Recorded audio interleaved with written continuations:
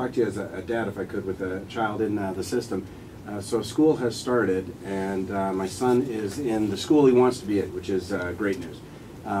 Doesn't have any of the classes that he wants to have because the school is overcrowded, doesn't have a locker because the school is overcrowded. We live next to an area that's a playground right now, but it was zoned as an elementary school a decade ago, and nobody's broken ground yet.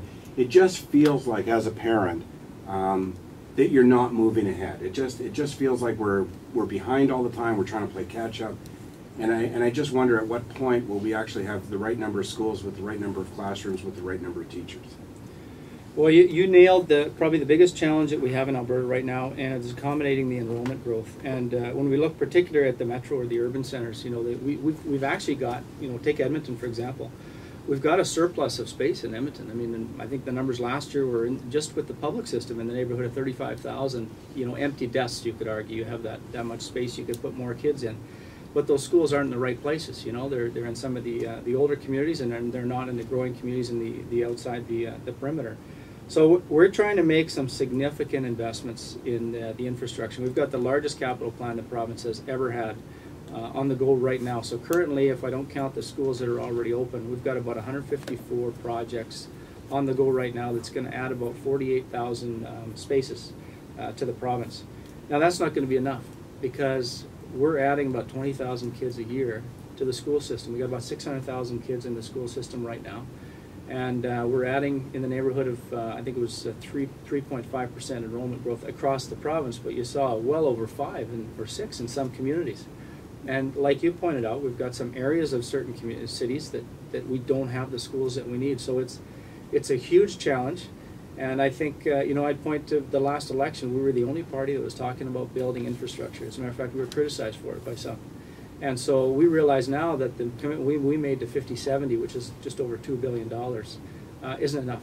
And there's got to be more coming. So you see some of the leadership candidates talk about that. We know that we're the economic engine of the country. We know that the province is doing financially better than probably any other province in the country. And it just, as a parent, you just become frustrated that, well, if in this province we can't stay ahead and give our kids a proper you know, chance at a great education. And you know, I know we have great results from, and so on and so forth, but I also know that classrooms are overcrowded. And you know, and I know that they don't have the facilities they need. And I know that when I moved to that neighborhood, we did because I thought my kids would go to that elementary school. Well, one's graduated, the other's in grade 12. The elementary school is still not there. It just feels like, listen, if you can't do it in Alberta, where can you do it? Well, you're right, but I wouldn't want to give the impression that kids aren't getting a great education in Alberta.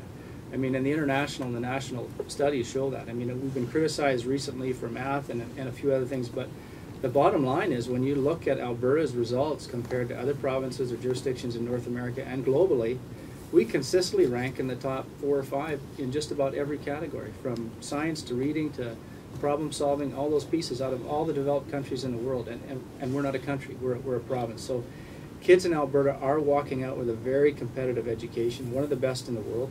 And our facilities, even though some of them are overcrowded and in some areas we don't have what we would like to have, are still world-class, and the people working in them are world-class. So we've got to be careful not to equate the building with the educational experience. Sure. Because the learning is a separate piece that we don't want to just be constrained by talking about managing buildings.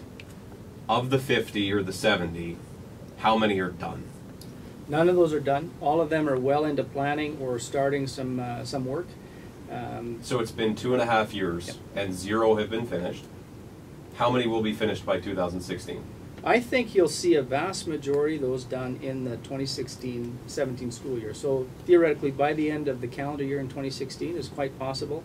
What we've seen happen is with the very hot Alberta infrastructure business and the floods in the southern Alberta that contribute to that as well, which also delayed our capital planning, by the way. It's the same people that had to respond to the 100 schools that got damaged in the floods that are doing the capital planning for the 50-70 within the government, right? So these folks have done a tremendous job, and one of the things we've done more of here recently is we've handed off, or agreed to hand off, the grants for some of those schools to the school board so that they can manage those locally. Because, for example, the CBE in Calgary is already well into some planning and some packages for tendering on some other schools, and they've got a good relationship with the city, so they feel they can get their schools done faster if they do them with their packages that are already well underway, and they've got a great relationship with the city, I think they could fast track the permitting. So some of those things are happening where instead of doing the P3s or infrastructure, doing the projects, we're handing those off to the local school board. So we're doing everything we can. I know the Minister of Infrastructure is doing everything he can to try to expedite those.